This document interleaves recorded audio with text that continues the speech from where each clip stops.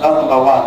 And number two, I want us to pray. I see houses collapsing and collapsing. Houses are scattering. Houses keep collapsing.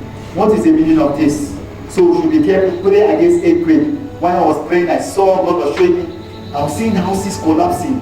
It's like houses were scattering, collapsing. So what is it? Is it landslide? But look. But first, desperation is setting in as the death toll continues to surge in Turkey and Syria. The race to find survivors has reached a critical point as temperatures fall and the vital 72-hour period has passed. Satellite images of the area show the scope of the devastation, with before and after photos revealing the utter destruction of the landscape. It's hard to imagine, but the images from Syria are even worse. Nearly all the buildings in this before and after image being reduced to rubble. Number one. And number two, I want us to pray. I see houses collapsing and collapsing. Houses are scattering. Houses keep collapsing. What is the meaning of this? So we should be careful. Pray against earthquake. People's homes, people's memories, people's lives. In Turkey, more than 6,000 buildings crumbled or up in smoke amid more than 1,300 aftershocks. Many of them in corners of the country so remote, help is hard to come by. To see them, we head more than 200 miles east towards the frontier city of Adıyaman. Number one. And number two, I want us to pray. I see houses collapsing and collapsing. Houses are scattering. Houses keep collapsing. What is the meaning of this? So we should be careful. Pray against earthquake. While I was praying, I saw God was showing me.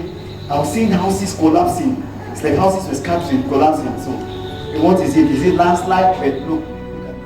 Bonjour à tous et bienvenue dans cette émission spéciale d'Express Orient consacrée au séisme qui a frappé principalement la Turquie et la Syrie. Un tremblement de terre puissant d'une magnitude de 7,8 qui a surpris les populations dans la nuit de dimanche à lundi et qui a fait plusieurs milliers de morts. Les dégâts sont considérables. Des immeubles entiers se sont effondrés comme des châteaux de cartes. Les secouristes sont toujours à pied d'œuvre pour tenter de sauver les personnes piégées sous les décombres.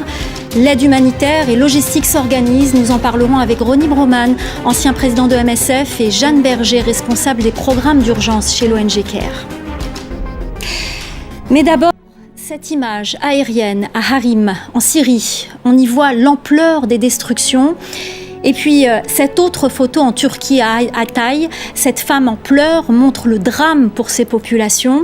Avant de faire l'état des lieux, nous allons tenter de comprendre ce qui s'est passé dans cette région du sud-est de la Turquie, qui est particulièrement à risque, car elle se situe au centre de 3 plaques tectoniques. Les explications de Léo Péchard. And number two, I want us to pray. I see houses collapsing and collapsing. Houses are scattering. Houses keep collapsing. What is the meaning of this? So we should be careful. Pray against earthquake. While I was praying, I saw God was showing me. I was seeing houses collapsing. It's like houses were scattering, collapsing. So what is it? Is it landslide? But look at this. Je vous le disais, ce tremblement de terre a saisi les populations en pleine nuit. Beaucoup n'ont même pas eu le temps de réaliser ce qui se passait. Retour sur ces heures de drame avec Claire Bonichon. 4h17 du matin, heure locale, lundi. La terre tremble. Un séisme de magnitude 7,8 frappe le sud-est de la Turquie et la Syrie voisine. Cette image de vidéosurveillance dans un magasin de Gaziantep témoigne de la violence de la secousse. Une secousse au pire moment, alors que les habitants dorment. Comme vous pouvez le voir, il y a un homme ici. Il est mort. Et personne n'est venu retirer son corps. Et on entend la voix d'une femme là-dessus. On les entend. Ils appellent à l'aide. Ils demandent à être secourus, mais on ne peut pas les secourir. La zone dévastée fait au moins 500 km de large. Dès qu'ils le peuvent, les secours se mettent à la recherche de survivants, mais difficile pour eux de travailler alors que les répliques se succèdent sur des bâtiments déjà fragilisés.